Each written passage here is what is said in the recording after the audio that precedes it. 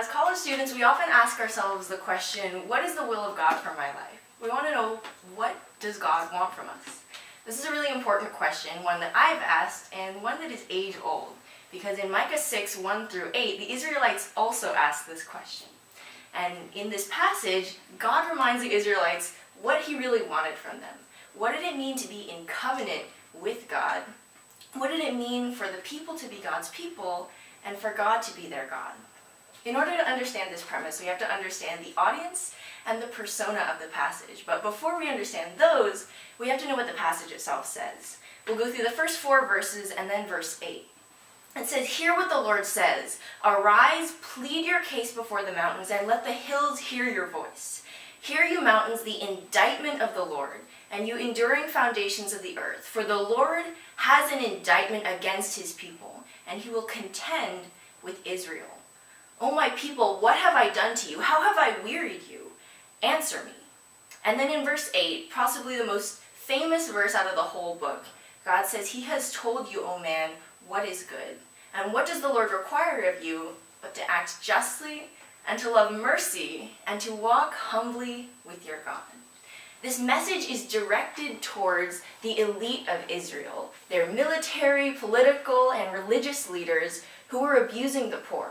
In fact, in Micah's chapters 2 and 3, he can only describe this process as economic cannibalism, essentially saying that what they were doing to the poor was so bad, he could only liken it to ripping the flesh off their bones and feasting on it. It was pretty gross, not only physically, but also morally. Not only these sins, but also the fact that Israel really had no qualms about it. They felt no remorse because what they would do was that they would sin, they would abuse their poor, but then they would go to the temple, they would offer these sacrifices and think, well, we're right with God.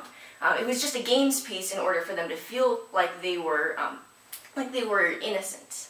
And unfortunately, this is why Peter Craigie, in his commentary, 12 Prophets, describes the nation as a nation in crisis. Because not only because of their moral bankruptcy, but also the fact that they were at constant threat of being overtaken by the nation of Assyria. And in fact, in a few years, they would ultimately come under the reign of Assyria. This caused the people to ask the question, why is God doing this to us? They felt like they were righteous. They had kept up on all their sacrifices. They had done the right thing. So why was God not fulfilling his part of the bargain by giving them protection, by being their God? So to answer this question, the prophet Micah takes on the persona of an attorney, a litigator. He's representing God's side who brings a case against Israel. And the case of the Lord is this, that God has fulfilled his side of the promise. It is best described by Bruce Waltke in his commentary, a commentary on Micah, a very creative name. He calls the case of the Lord, he says it's that in barring Israel from the temple, God is acting consistently with the original terms of the covenant mediated through Moses. Israel has an unfulfilled obligation to him. So to prove this claim, the Lord brings forth the mountains and the foundations of the earth as witnesses. He brings forth evidence in the form of the narrative from Israel's story all the way from Egypt to the present.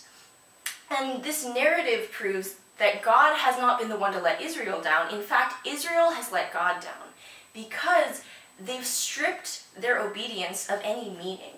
Their relationship with God is devoid of any love. They're just coming to God as a transaction in order to be able to continue on in their sin. And that's something that is deeply offensive. So in this passage, God shows us what the true nature of the covenant is. And I know as we head into finals, it is easy for us to feel like our obligation towards God is to be good students and to be good friends and to come to God with our things that we bring to him and with our accomplishments. But God is saying that's not what he is asking of us. At the very fundamental level, summarized in the very last verse, he asks, what has the Lord required of you? What has God asked from you since the very beginning? And that's simply that you act justly, that you love mercy, and that you walk humbly with your God. And that's been the same all the way since the people of Israel to us as students today. Thank you. Woo!